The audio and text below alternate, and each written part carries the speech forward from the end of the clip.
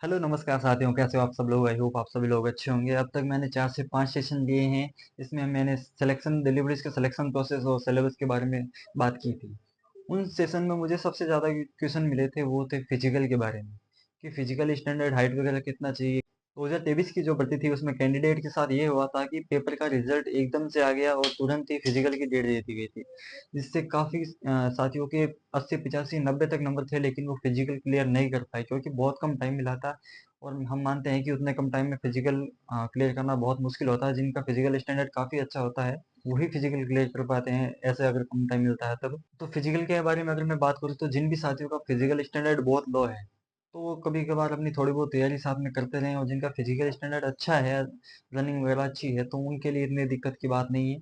और काफ़ी मेरे साथी ऐसे हैं जिनको ये लगता है कि उनकी हाइट 1-2 सेंटीमीटर कम है, उस टाइम में चल जाएगी। तो ऐसा अपने दिमाग से एक वहम निकाल देना कि 1 सेंटीमीटर कम है, आधा सेंटीमीटर कम है, वहाँ पे कोई कुछ नहीं मानेगा। अब भले ही 1 सेंटीमीटर कम है या 2 सेंटीमीटर कम है, जो एक मापदंड आपको दिया गया है, मापदंड को आप पूरा करते हो तब आप उसमें फिट माने जाते हो।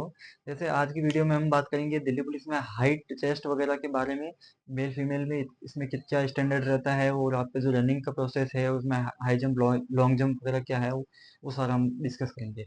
तो सबसे पहले हम शुरुआत करेंगे हाइट से कि दिल्ली पुलिस में हाइट है वो कितनी मांगी जाती है जनरल ओबीसी एससी एसटी और जो हिल एरिया है उनके लिए। तो सबसे पहले जो इसमें दे रखा है कि मेल कैंडिडेट की जो हाइट है 170 सेंटीमीटर, वो जनरल और ओबीसी वालों के लिए है। और इसके साथ में एससी कैंडिडेट है वाले हैं उनके लिए भी 170 सेंटीमीटर की है। काफी मेरे साथी हैं जो एससी कैटेगरी में आते हैं, उनका ये कि उनको 5 सेंटीमीटर की रियायत मिलती होगी, लेकिन वो सिर्फ आपके एसटी कैटेगरी और हिल एरिया वाले हैं। उनको उनकी हाइट है वो 165 सेंटीमीटर चाहिए होती है। तो जो भी मेरे साथी एससी कैटेगरी के हैं उनकी हाइट 170 सेंटीमीटर है, और सिर्फ एसटी और हिल एरिया वाले हैं उनकी 165 सेंटीमीटर मांगी गई है। और बात करें अगर फीमेल के बारे में, तो जनरल ओबीसी वाली जितनी भी गर्ल्स हैं उनके लिए हाइट है 157 सेंटीमीटर, और एससी वाली जो गर्ल्स हैं उनके लिए 155 सेंटीमीटर है। यानी कि एससी कैटेगरी के जो मेल हैं उनके लिए हाइट में कोई रियायत नहीं है, यानी उनकी हाइट 170 सेंटीमीटर है। और जो फीमेल है एससी कैटेगरी के लिए उनके लिए 2 सेंटीमीटर कम है, वो चल जाएगा, यानी 155 सेंटीमीटर इसमें दी गई। एसटी और हिल एरिया वाली जो गर्ल्स हैं उनके लिए हाइट है वो 155 सेंटीमीटर है। तो ये हाइट का कंसेप्ट। अब हम देखेंगे चेस्ट के बारे में।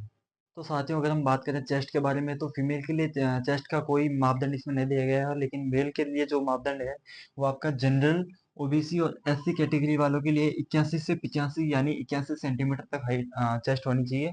और 4 सेंटीमीटर का आपका फुलाव जो है वो आना चाहिए। और एसटी और हिल एरिया वाले हैं उनके लिए 5 सेंटीमीटर की इसमें छूट दी गई है।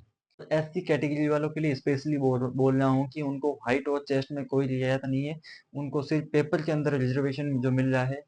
तो साथियों जैसा कि हमने हाइट और चेस्ट के बारे में देख लिया है, अब हम बात करेंगे कि जो आपकी 1600 मीटर की रनिंग होती है, फिजिकल में जो आपकी 1600 मीटर की रनिंग होती है उसमें मेल और फीमेल कैंडिडेट के लिए कितना टाइम है आपको दिया जाता है। इसमें तो रनिंग है दोनों के लिए सेम, ये 1600 मीटर की है, बस इसमें टाइमिंग का थोड़ा अंतर है।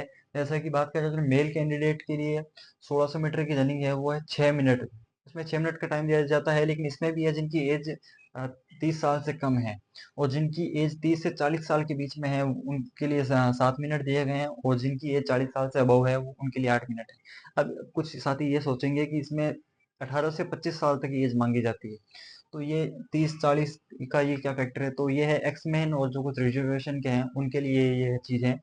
और बात करें अगर यही सेम चीज़ फीमेल के लिए, तो 1600 मीटर की जो रेस है उसमें लड़कियों को मिलता है 8 मिनट का टाइम। और उसके अलावा जिनकी एज 30 से 40 साल की है उनके लिए 9 मिनट का, और जिनकी एज 40 साल से अबव है उनके लिए 10 मिनट का। इसमें जो रिजर्वेशन वाली लड़के हैं उनके लिए ये टाइमिंग है। बाकी जो नॉर्मल कैंडिडेट है उनके लिए, लड़कों के लिए 6 मिनट का और लड़कियों के लिए 8 मिनट का टाइमिंग है जो दिया गया है।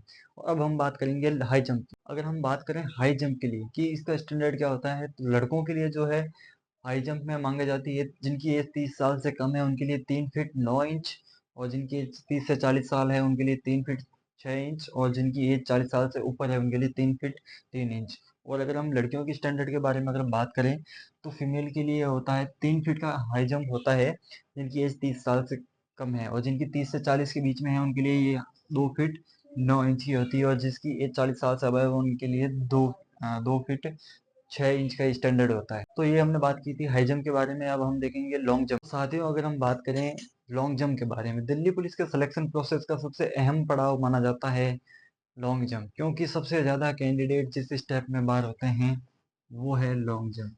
सबसे ज़्यादा विसाती हैं इसी में बाहर होते हैं। रनिंग अच्छी कर लेते हैं लेकिन लॉन्ग जंप कई बार नहीं हो पाता, क्योंकि सबसे हार्ड माना जाता है।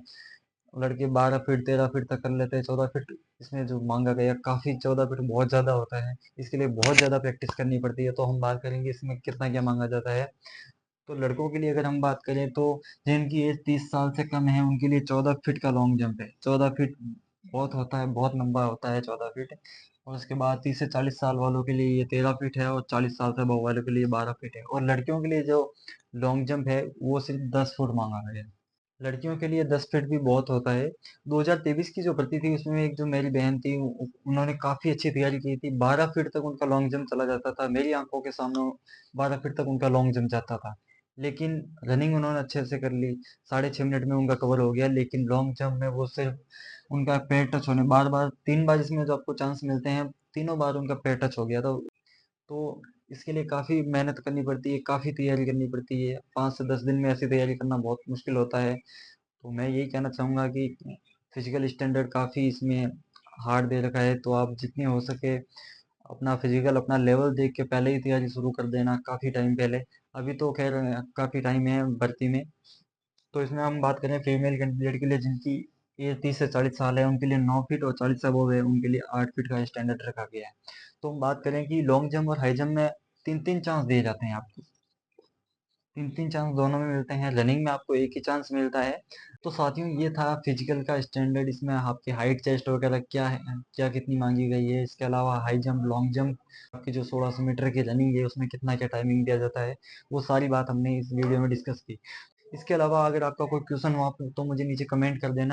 तो साथियों, ये था हमारा फिजिकल के बारे में एक वीडियो, जिसमें हमने हाइट, चेस्ट और फिजिकल स्टैंडर्ड जो आपका है, आपकी running high jump, long jump वगैरह, उसके बारे में हमने बात की थी। इसमें 1600 मीटर की रनिंग है, उसमें आपको कितना क्या टाइम दिया जाता है, वो सारी हमने इस वीडियो में डिस्कस कर दी। तो इसके अलावा भी अगर आपका कोई क्वेश्चन हो तो आप मुझे एक बार नीचे कमेंट कर देना। और इसके अलावा और किसी टॉपिक पे अगर आपको वीडियो चाहिए तो आप मुझे एक बार कमेंट कर देना, ताकि मैं अगला वीडियो उस पर ले आऊँ। तो तब तक के लिए नमस्कार, मिलते हैं अगले वीडियो में।